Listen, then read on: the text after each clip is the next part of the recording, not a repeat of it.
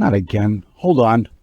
You know, when I retired, I thought I was done with coaching for good, but here's yet another sad soul that needs some help. Please just give me a moment. I promise I'll be right back to you. Just when I thought I was out, they pull me back in. From what I know about you, you've always been the kind of man who stands for honor and loyalty to his king. But now it seems like ever since you've spoken to your wife, long-term obligations are just unnecessary things to you.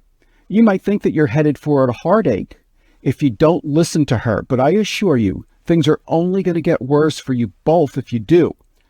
I'm sure she's testing your resistance, but I urge you to be strong before the roof caves in on both of you.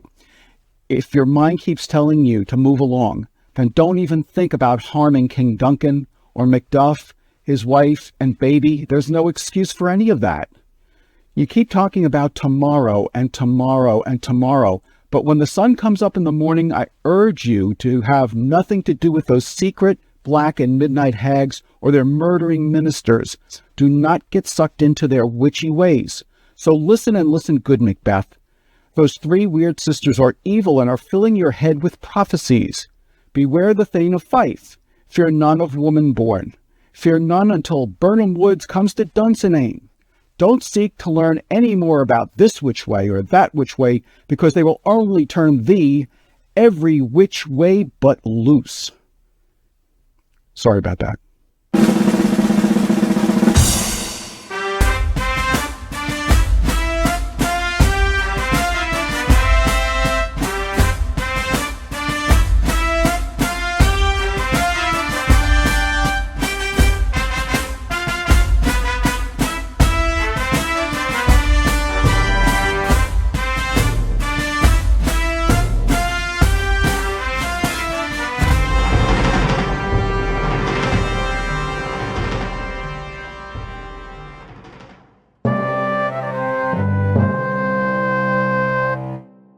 In one of the original Star Trek episodes, Mr. Spock is spurned by a lover who prefers someone else.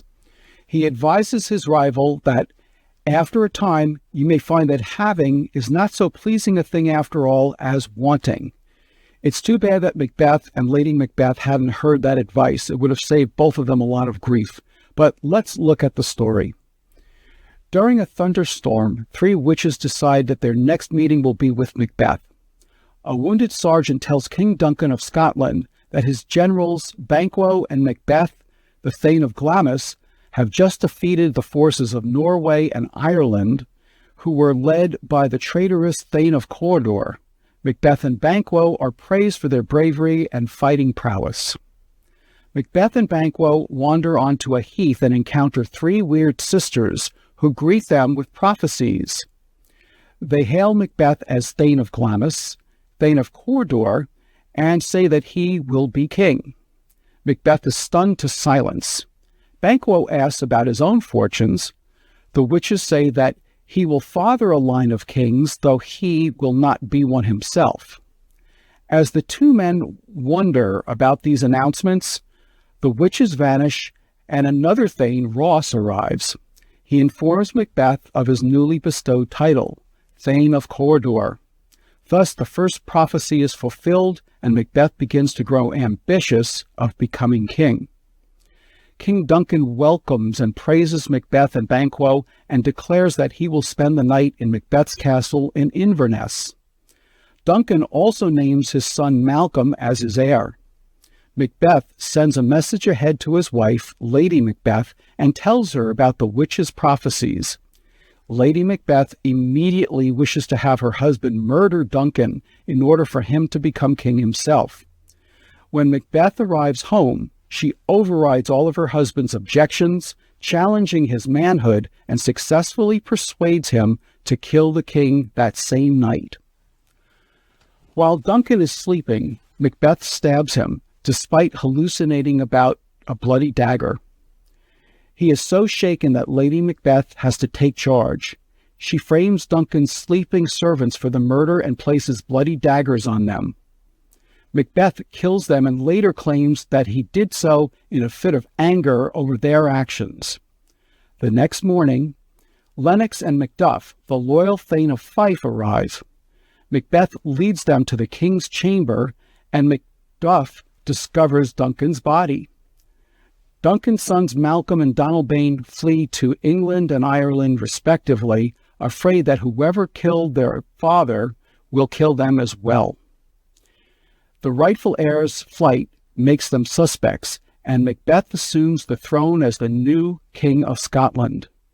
Banquo remembers the witch's prophecy about how his own descendants would inherit the throne and grow suspicious of Macbeth. Despite his success, Macbeth is uneasy. He invites Banquo to a royal banquet, but Banquo and his young son Fleance ride out that night. Fearing Banquo's suspicions, Macbeth hires 2 men to kill them. The assassins kill Banquo, but Fleance escapes. Macbeth fears losing his power as long as an heir of Banquo remains alive. During the banquet, Banquo's ghost sits in Macbeth's place.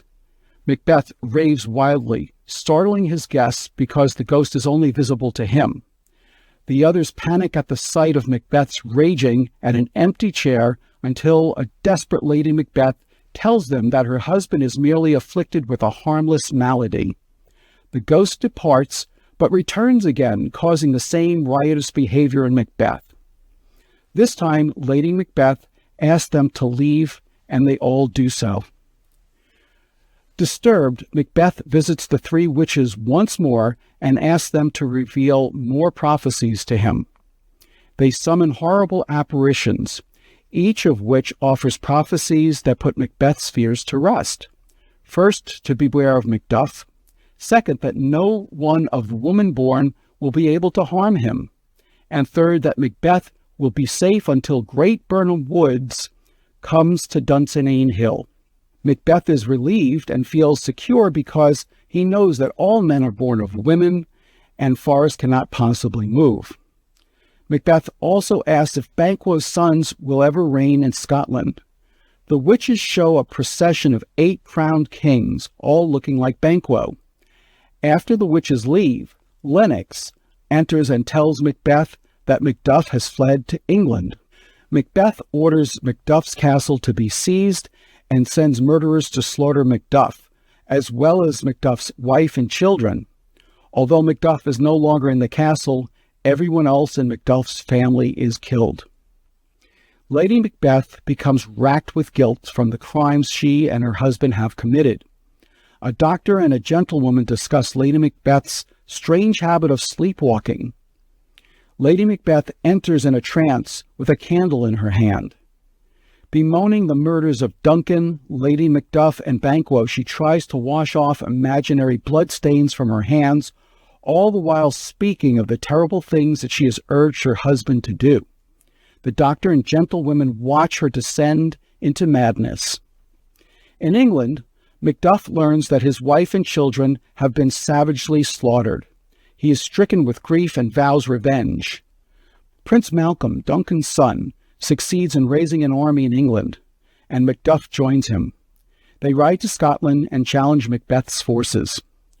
All are appalled by Macbeth's tyrannical and murderous actions.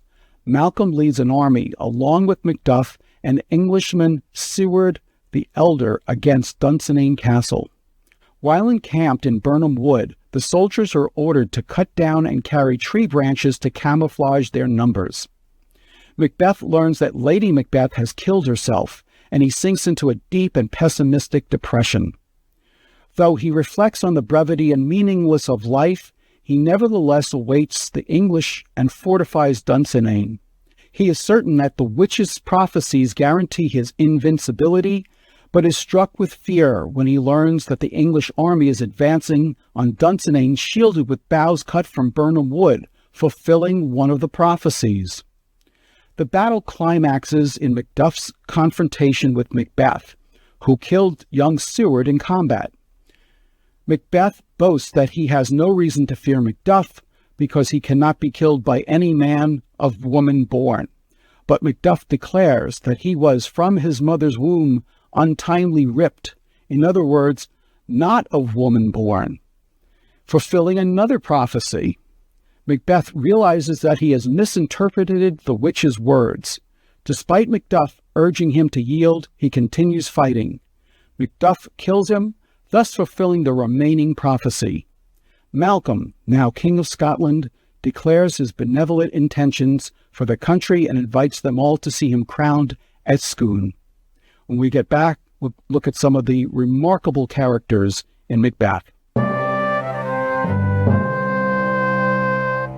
Let's take a look at some of the major characters in Macbeth. We'll start with Macbeth himself. When the play opens, he is the Thane of Glamis, and he's also a relative of King Duncan. He's being recognized and rewarded for his loyal service in battle. Next, we have the three witches, or the three weird sisters as they're referred to, and they talk to and about Macbeth, and they fill his head with very promising prophecies. But it's never really clear if the prophecies come true as a result of Macbeth's actions because they told him about them, or if they already knew these things were going to happen. Next is Banquo. He is a Scottish Thane who unfortunately is with Macbeth when they first encountered the three weird sisters, and even though he's told that he would not be king himself, he's supposed to be the begetter of kings. King Duncan is the King of Scotland at the beginning of the play. It should be noted that he has recently been betrayed by the Thane of Cawdor, whom he trusted. Next we have Lady Macbeth. She is the wife of Macbeth, and we first see her when she's reading her husband's letter telling about a promotion and the encounter with the three weird sisters. Right from the very beginning, we see her plotting her husband's immediate ascension to the throne, even if it requires murder. And even though neither her husband nor her has murdered anybody, she's not the least bit hesitant about doing so. Then we have Macduff. He is the Thane of Fife, who, as it turns out, had been born by cesarean section and was from his mother's womb untimely ripped. This will become very important later in the play because it helps fulfill one of the witch's prophecies and completely takes Macbeth by surprise. Next we have Malcolm and Donalbain. These are the sons of King Duncan, and they fear that they will also be killed after their father's death. There's also Fleance, who is the son of Banquo, who narrowly escapes an assassination attempt on him and his father by Macbeth's henchmen. By the way, Shakespeare invented the word assassination and used it for the very first time in Macbeth. We also see Lady Macduff and her son, who are killed when Macbeth sends murderers to Macduff's house in a scene quite reminiscent to King Herod's slaughter of the innocents. And finally, we have Siward the Elder, who is Earl of Northumberland, and he's most memorable near the end of the play because his only concern after hearing that his son has been killed is that his wounds were in the front of his body, meaning that he was killed in battle and not fleeing like a coward. When we get back, we'll look at some of the plot devices and memorable scenes in Macbeth. Let's look at some of the plot devices and memorable scenes in Macbeth. Shakespeare uses prophecies as plot devices in many of his plays, but rarely are they more important and prominent as they are in the story of Macbeth. In fact, there are several. But what's most important to remember about Shakespeare's prophecies, that they almost always come true. The first one takes place in Act 1, Scene 3, when human beings, Macbeth and Banquo, first encounter three supernatural witches who greet them with prophecies. As a result, the two men are shocked by the encounter. First is that Macbeth will become Thane of Cawdor. Next is that he will eventually become King of Scotland. Third is that Banquo will be lesser than Macbeth and greater, not so happy, yet much happier, and that he shall get kings, though he not be one himself. Next, we have more prophecies for Macbeth alone in Act 4, Scene 1.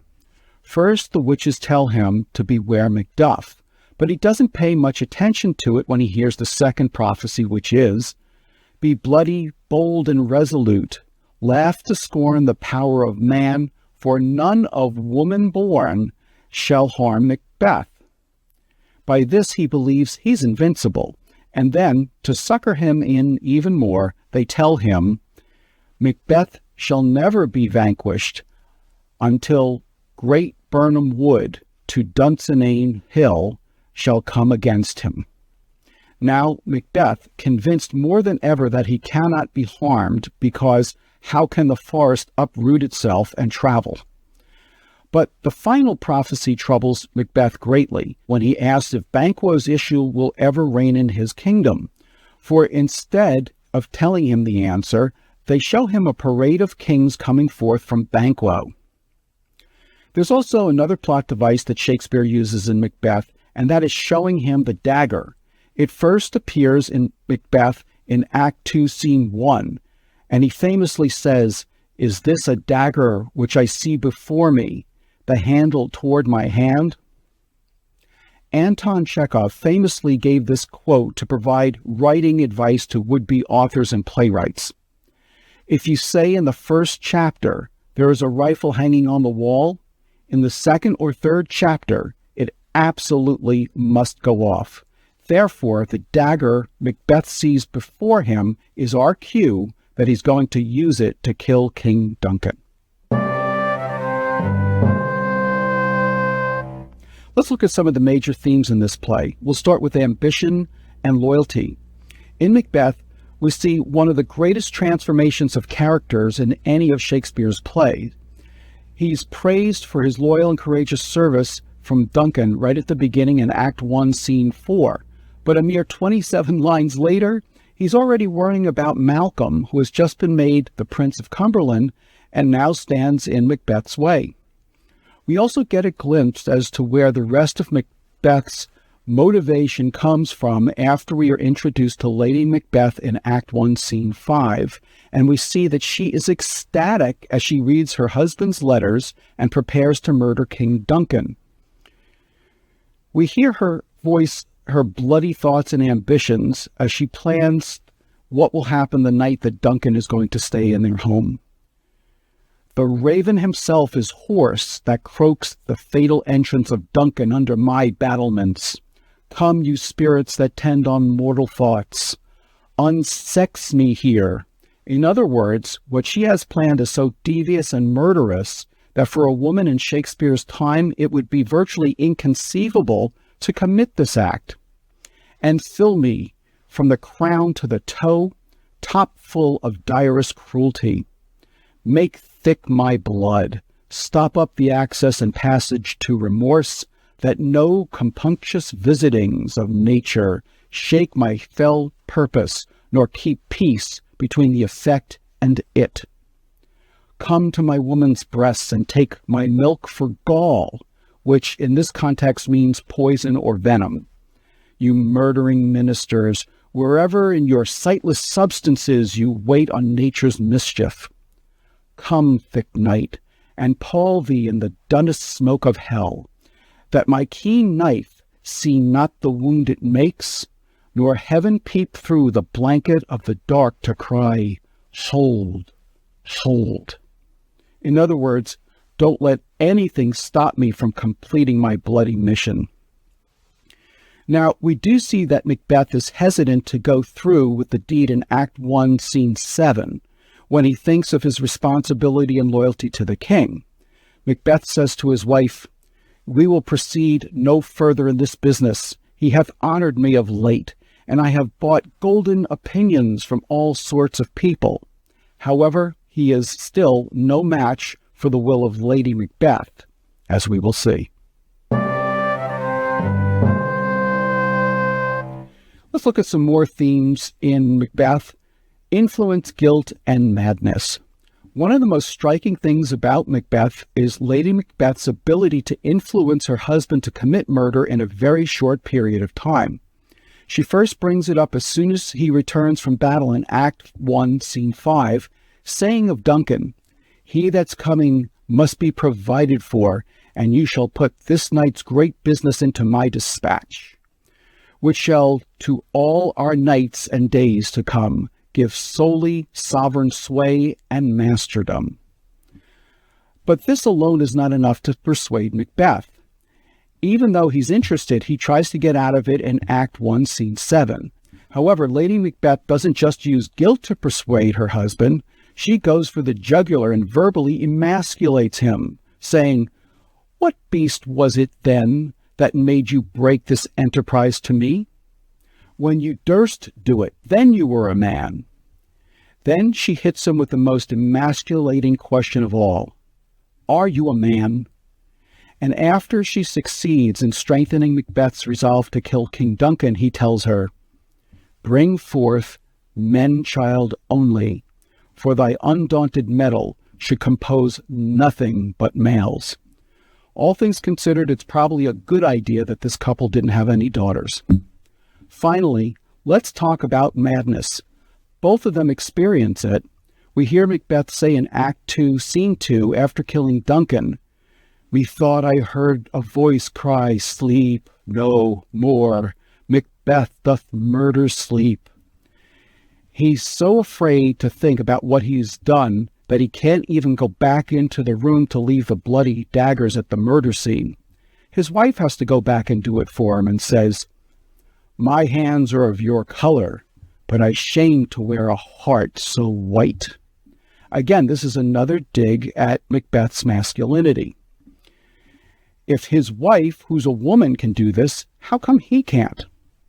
But as we will see in Act 5, Scene 1, having seen her husband say his mind is full of scorpions and tremble at the visage of Banquo's ghost, disrupting the mirth at the dinner feast, Lady Macbeth herself goes mad, saying, as she sleepwalks and rubs her hands in front of the nurse and the doctor, "Out, damned spot, out, I say! Who would have thought the old man to have had so much blood in him? Here's the smell of blood still. All the perfumes of Arabia will not sweeten this little hand. What's done cannot be undone." When we come back, we'll look at some of Shakespeare's most powerful lines in Macbeth. Macbeth succeeds as a timeless masterpiece because of the intricate plot and the richness of the dialogue. Many of the lines from the play will already be familiar to people who have never seen or read a Shakespeare play, such as "Fair is foul and foul is fair," "Double, double, boil and trouble," and "Something wicked this way comes." So let's look at some of the most powerful speeches in the play. The first one is in Act 2, Scene 1, Macbeth preparing to kill Duncan and hallucinating, saying, "Is this a dagger which I see before me, the handle toward my hand? Come, let me clutch thee. I have thee not, and yet I see thee still. Art thou not fatal vision, sensible to feeling as to sight? Or art thou but a dagger of the mind, a false creation proceeding from the heat oppressed brain? I see thee yet, in form as palpable as this which now I draw. Thou marshallest me the way that I was going, and such an instrument I was to use. Mine eyes are made the fools of the other senses, or else worth all the rest. I see thee still, and on thy blade in dudgeon gouts of blood, which was not so before. There is no such thing. It is the bloody business which informs thus to mine eyes. Now o'er the one half world nature seems dead, and wicked dreams abuse the curtained sleep." Macbeth continues a few lines later. "Thou sure and firm set earth, hear not my steps, which way they walk, for fear thy stones prate of my whereabout, and take the present horror from the time which now suits with it. Whiles I threat he lives, words to the heat of deeds too cold breath gives." Just then the bell rings and Macbeth says, "I go, and it is done. The bell invites me. Hear it not, Duncan, for it is a knell that summons thee to heaven or to hell." Doesn't that just send shivers up your spine? It might be a good idea to sleep with the lights on tonight. And let's finish up with the most famous soliloquy from the play, Act 5, Scene 5, the tomorrow and tomorrow and tomorrow speech. On hearing that his wife is dead, Macbeth gives his most famous soliloquy, saying, "She should have died hereafter. There would have been a time for such a word. Tomorrow, and tomorrow, and tomorrow creeps in this petty pace from day to day to the last syllable of recorded time, and all our yesterdays have lighted fools the way to dusty death. Out, out, brief candle, life's but a walking shadow, a poor player that struts and frets his hour upon the stage and then is heard no more.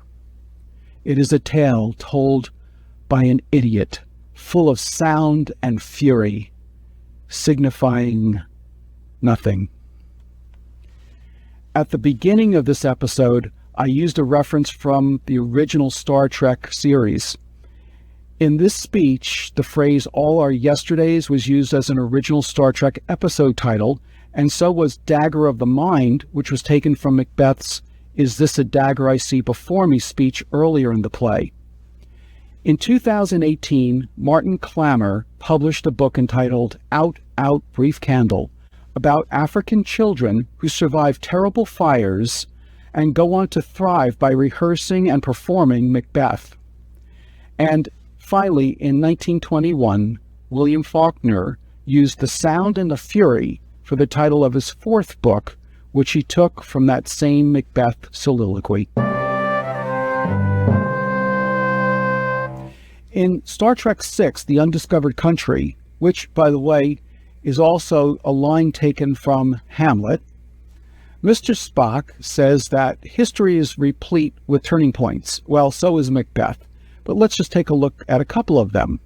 In Act 1, Scene 3, this is the first scene in which Macbeth and Banquo encountered the three weird sisters. After hearing their prophecies, the two men are shocked and suspicious. But shortly after this, the first prophecy comes true, and Macbeth is told that he is now Thane of Cawdor. As a result of this interaction, all the rest of the action in the play follows.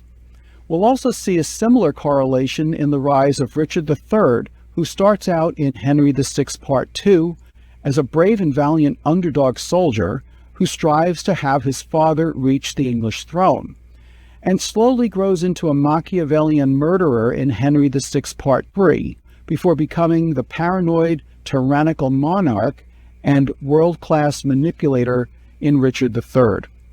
There's also a correlation at the beginning of Hamlet, when the title character encounters a supernatural being, in this case a ghost, while his friend Horatio witnesses the event close by and tries to comfort him later. In both cases, the main character tells his companion not to speak of it again to anyone else. And finally, in Act 5, Scene 10, we see the arrogant Macbeth come face to face with Macduff, bragging, "I bear a charmed life, which must not yield to one of woman born." And then we learn how the witch's prophecy is to be fulfilled when we hear Macduff reply, "Despair thy charm, and let the angel whom thou still hast served tell thee, Macduff was from his mother's womb untimely ripped," revealing to the audience for the very first time that Macduff was delivered by cesarean section and is therefore able to slay Macbeth. Talk about a surprise ending. I used to work for a supervisor whom I'm sure knew no other Shakespeare except for this one line that he quoted frequently, and that was Macbeth's last line of the play, right before he enters into battle against Macduff and loses. It goes, "Lay on, Macduff, and damn be him that first cries, 'Hold, enough.'"